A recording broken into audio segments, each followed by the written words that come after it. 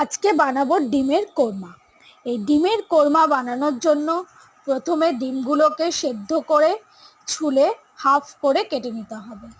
তারপরে হাফ করা ডিমগুলোকে নুন হলুদ মাখিয়ে গরম তেলে ভাজতে হবে, হালকা করে ভাজতে হবে, দুপিঠ উল্টে পাল্টে।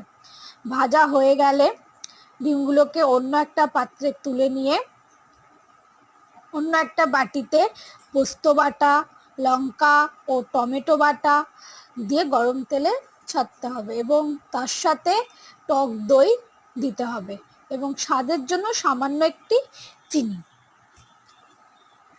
মশলাটা ভালো করে কষা হয়ে গেলে তো তেল যখন ছেড়ে আসবে মশলাতে, তখন ভেজে রাখা ডিমগুলোকে দিতে হবে।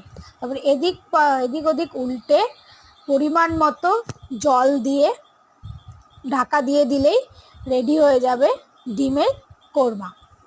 এই ডিমের কোরমা গরম ভাতের সাথে খেতে খুবই ভালো লাগে।